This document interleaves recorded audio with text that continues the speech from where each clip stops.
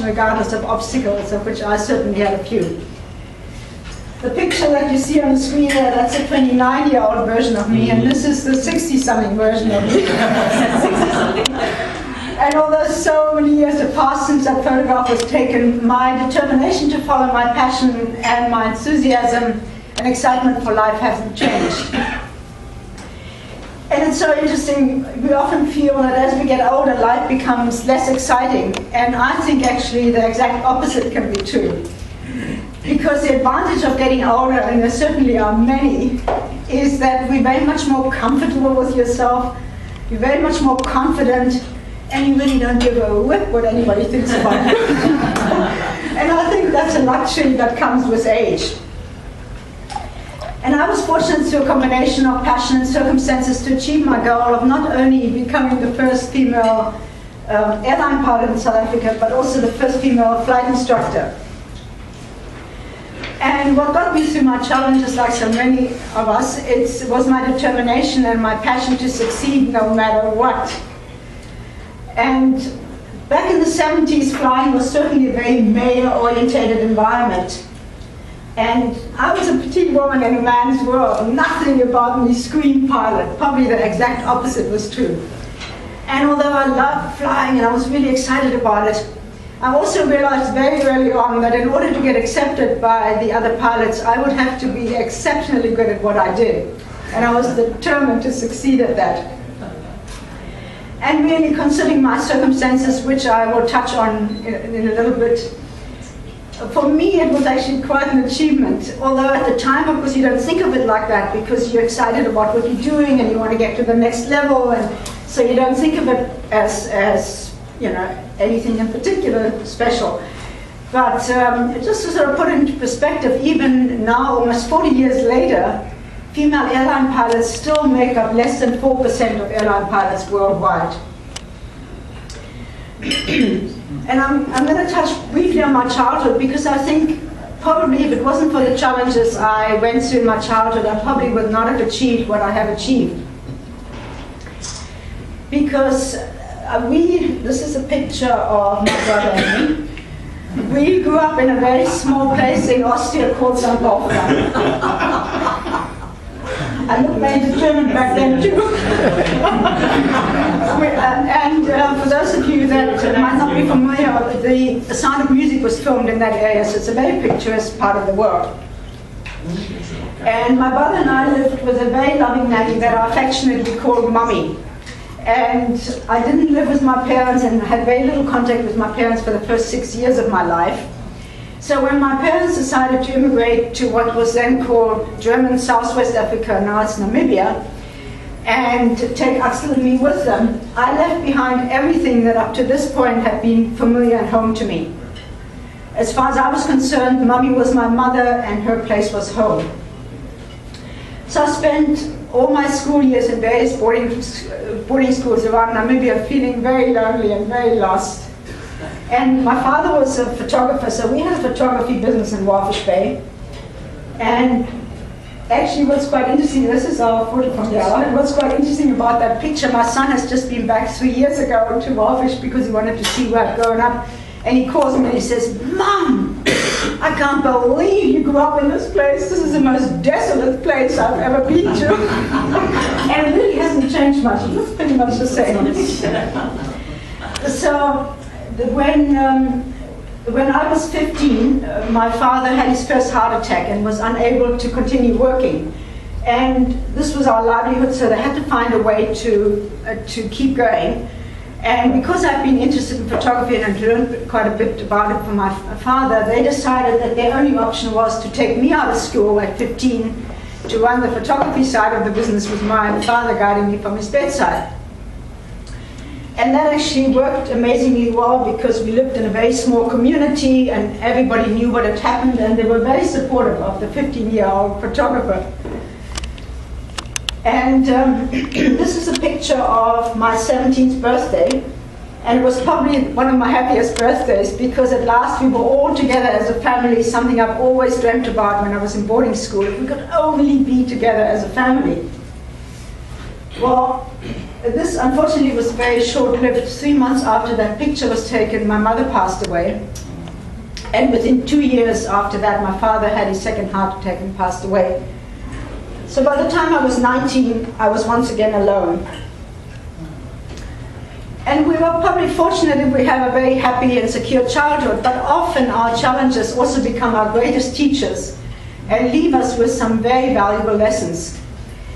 And for me, and gifts, and for me, having succeeded at running the photography business at such an early age really gave me the confidence that I could do anything I set my mind to.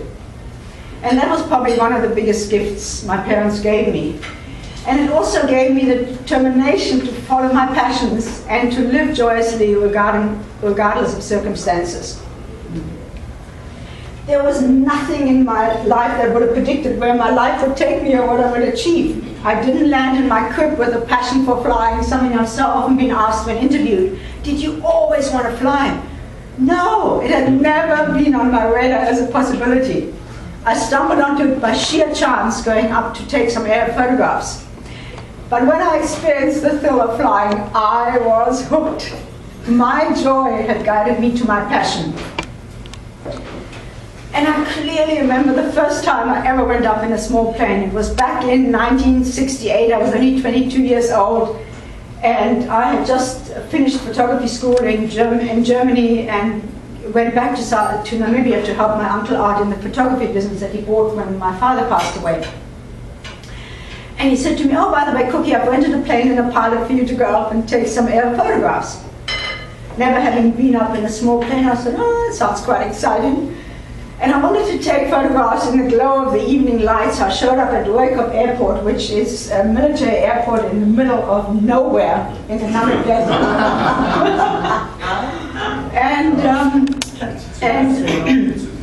and it wasn't very hard to spot the plane, which was parked in front of this hangar. And this photograph was actually taken 2 years ago. The hangar still exists, except they don't keep planes anymore in there because it looks a little bit rinky-dink. But in front of that hangar was parked a Piper 140 with a rather good-looking pilot leaning against the wing. And as I sort of approached the plane, he introduced himself and motioned me to jump in. And for me, it was exciting to be zooming down this runway in what felt to me like a little space capsule. And as the plane picked up speed, we slowly climbed higher and higher, and I could see the scenery below me sort of becoming smaller and smaller, and I felt like I was sitting in an armchair watching the scenery go by. It was the most fabulous feeling. And I poked my lens through the little vent window that you can open so you don't photographs to the plexiglass. And every time the pilot turned the plane, and I could see Walvish Bay and the harbor and the coastline from a different angle, and I could hardly stop taking photographs.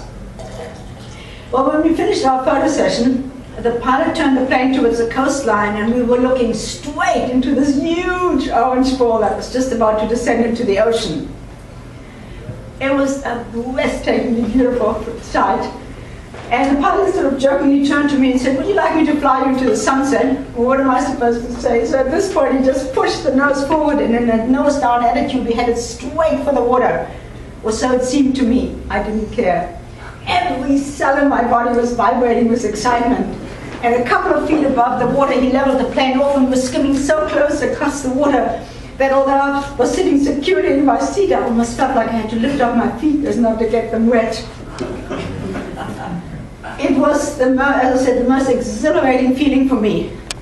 And when I got out of that plane, I just knew I wanted to fly. And fly I did. And think back at something that really excited you, and you thought, wow, wouldn't it be wonderful if I could do that? What did you do with that thought? Did you follow the trail, or did you dismiss it as saying, I couldn't possibly do that? Be very alert to that little voice in the back of your mind. That's generally your logical mind kicking in, giving you all sorts of reasons why you couldn't possibly do that. I'm too old, I'm too young, I don't have the education, I don't have the qualifications, I don't have the finances, or whatever your mind comes up with to keep you safe, because that's the job of your logical mind, but also to prevent you from really going after what you would love to do. If I had listened to my logical mind, I would have missed out on so many amazing opportunities in my life. So once I decided I was going to get my pilot's license, and I had already decided that I was going to somehow find a way to get paid for what I'd love to do, because flying compared to what I was qualified at photography simply paled. So flying back then wasn't cheap either. It was like $14 an hour, converted about $14 an hour, which meant that was 10% of my salary. So every cent I earned went straight into flying hours. And once I had my private pilot license, I decided to move to Cape Town. And having spent all my money on flying, I arrived in Cape Town. I had no money and no job. And I now had to find a way to pay for my flying hours and also to support myself. And one thing I was clear about, I wanted to be around pilots, I wanted to be around planes, I wanted to do something at the airport. So there was an opportunity to become an air hostess. Not a pilot, an air hostess on a Dakota. For those of you that don't know what the Dakota looks like, it's a Second World War twin engine tail dragger that holds about 30 passengers. So as you can imagine, this was not a glamorous job. But it paid for my flying hours and it supported me. And I got my commercial license, I got my instructor's rating, and then got my first job in Port Elizabeth, which Sonia probably knows. And then worked there for a year running a flying club with another pilot, and then got a job offered in Cape Town to run the Goodwood Flying Club. And this is my first day on the job there. And the flying community back then, this is a picture. My students always used to mock me because I'm so short and I couldn't look over the ceiling panel. And if you go do conversions on different aircraft, I used to just carry my cushions with me from one aircraft to the other, and my students thought this was hilarious. I didn't care, it worked for me. And these are just some other instruction. And as I say, the flying community was a very tight-knit community, and everybody knew everybody. And particularly a woman that was always asking for clearances over the radio because I was instructing out of the Milan airport. And the chief pilot of Namaqualand Airways, which was another airline based out of DF Milan Airport in Cape Town, had done all my instrument rating tests and my flight renewal tests and whatever he had to do on a regular basis. And he knew what my flying was like, and he really wanted me to be one of his pilots. So he suggested it to the owner of the company, who thought it was a great idea, would probably give him a lot of publicity. But he was also very reluctant to be the first airline in South Africa to hire a female pilot. So they came up with this brilliant idea, which seems in today's environment insane, but it wasn't back then. They decided they would run a questionnaire on their flights, on the schedule, that passengers would fill in when they book in. And it's also in my book. And the questionnaire said, if you were to show up for the flight of the day, and the pilot for the day was a female, question number 1, would you assume that if the company had hired her, she was as well qualified as any other pilot? Fancy that. Question number 2, would you be a little bit uncomfortable and would have preferred a male pilot? And question number 3, would you refuse to fly? Seems strange, doesn't it? Well, out of all the questionnaires I got back in 3 months, there was one that had ticked off, I would refuse to fly. And under the comment section, he said, I would never fly with a woman. A woman's job is in the kitchen. Wow. That was back in the 70s. So you got the numbers. We had a good laugh about that. You can't win them all, but they were happy, and I was happy, and I was hired. And in retrospect, I'm very happy they did that. Otherwise, I might have never had the opportunity. And this, again, is my first week on the job as Namaqualand Airlines' first female pilot, and the newspapers all came out because it was big news. And I didn't even have a uniform yet because the tailor that made the uniform for the other pilots had real problems getting mine to fit. So, and these are just some of the other planes I flew. So, me becoming the first female airline pilot probably helped open doors for other women. And what seemed unusual back then certainly isn't that unusual anymore. And I'm very grateful that I had the opportunity to be involved in that process in some way. And I loved all of it. I loved flying, I loved the scarier parts, I loved all of it. But I think I often get asked, you know, people come up to me and say, well, you were so passionate about flying. And I just don't know what my passion is. If I knew what my passion is, I would do something about it. And my answer to that is always, just follow the trail of joy. It will always guide you to your passion. It might take a few detours along the way, but you're always on the right path if you follow what really brings you joy. And I think we don't just have one passion. Very few people have one passion that they're born with and it takes them right through life. We have different passions at different stages of our life. And not in my wildest dreams would I have imagined that when my book came out in 2011, that it would catapult me into a speaking career that has taken me to South Africa a few times to be keynote speaker in aviation conferences and to so many other interesting places.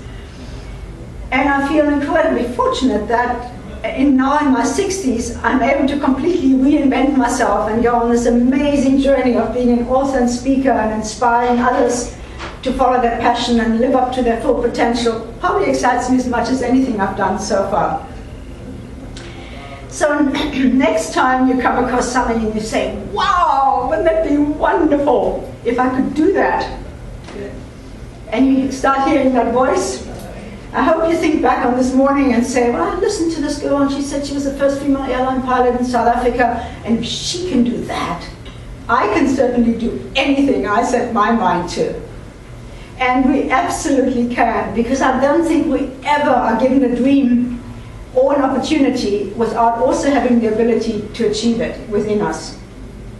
And all it takes is to just be willing to step one step out of your comfort zone and to let go of fears that we often have that are completely unreal. So I wish you lots of fun on whatever journey you are on. Thank you very much.